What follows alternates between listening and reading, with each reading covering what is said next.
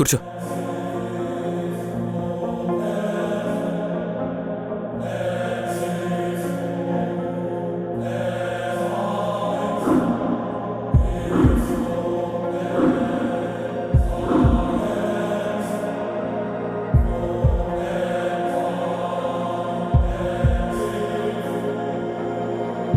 ఏంటి యశోద, ఏం ఆలోచిస్తున్నావు?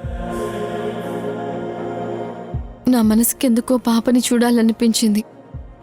అలాగే పాపకేమైనా బాగోలేదేమోనని చిన్న అనుమానం కూడా వచ్చింది. అందులో అన్నయ్యతో పాటు గజపతి నగరం వెళ్ళినప్పుడు అక్కడ పంతులు గారు కుంకుమిచ్చారు. అది తీసుకుని వెళ్ళి పాపకి పెట్టాను. అది పెట్టిన తర్వాత పాప కొంచెం ఫీవర్ తగ్గింది తెలుసా? అవును, ఇంతకీ నేను చూడగానే ఊర్మిళేమీ అనలేదా? నేను వెళ్ళగానే ఊర్మిళ షాక్ అయింది తెలుసా? ఆ తర్వాత ఊర్మిళని పాప తిదేంటి, నక్షత్రమేంటి, జాతకమేంటి, ఇంకా చేంజెస్ ఏమీ లేవా అని ఇలాంటి ప్రశ్నలన్నీ అడిగి ఊర్మిళని ఇరికించాను. నీరజ కూడా ఊర్మిళని పాప జాతకం గురించి అడగ్గా ఊర్మిళ నీళ్లు నమిలింది. పాపం నీరజ చాలా మంచిది హరి. నీరజ మనసులో ఇవన్నీ పెట్టుకోదు. పాపంటే నీరజకి ప్రాణం. రోజురోజుకి నేను త్వరగా పాపని దగ్గర చేసుకోవాలి అనే కోరిక నాలో పెరుగుతూనే ఉంది. అలాగే నీరజ ప్రేమని చూస్తున్న ప్రతిసారి నేను గనుక పాపని తీసుకొని వస్తే నీరజ పరిస్థితి ఆలోచిస్తేనే చాలా భయమేస్తోంది. ఏమీ అర్థం కావడం లేదు హరి.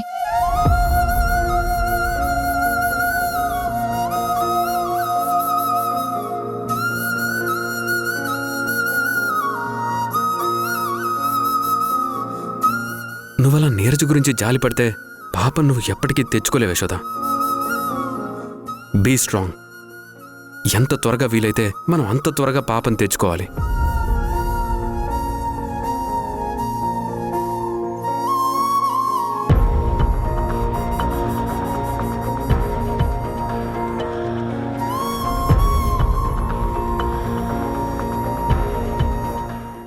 హరి, ఈ యాడ్ చూసావా?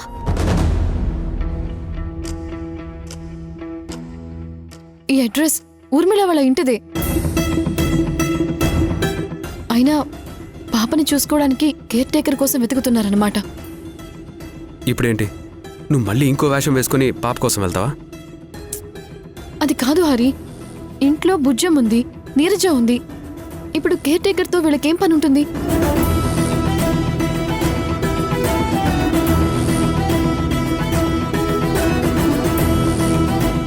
మేడం, తీసుకోండి.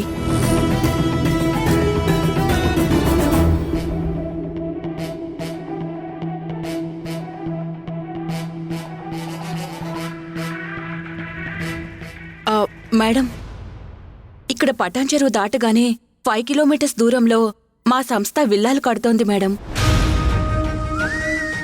హై క్వాలిటీ అండ్ అన్ని ఇమ్యూనిటీస్ ఉన్నాయి మేడం. మీరు అదర్ కంపెనీ విల్లాస్తో కంపేర్ చేసి చూస్తే మా విల్లాస్ రేటు మీకు బడ్జెట్ ఫ్రెండ్లీగా ఉంటుంది. ఇప్పుడేం వద్దులేండి. సరే మేడం. Excuse me. మీ పేరేంటి? సరిత మేడం. ఎంతవరకు చదువుకున్నావు? డిగ్రీ కంప్లీట్ చేశాను మేడం. అంత చదువుకొని ఈ పాంప్లెట్స్ పంచడం ఏంటి? జాబ్స్ ఎక్కడున్నాయి మేడం? జాబ్ కోసం ట్రై చేస్తున్నాను, ఇంకా రాలేదు. అందుకే సర్వైవల్ కోసం. సరే, నేను నీకు ఒక జాబ్ ఇప్పిస్తాను, చేస్తావా? చేస్తాను మేడం. కాకపోతే నీ స్టడీస్కి దానికి సంబంధం ఉండదు. ఒక చిన్న పాపను చూసుకోవాలి, ఆడించాలి, అంతే. పాపని చూసుకోవాలా మేడం? నువ్వేమీ ఫీల్ అవ్వకు, శాలరీ బాగానే ఇస్తారు. సరే మేడం.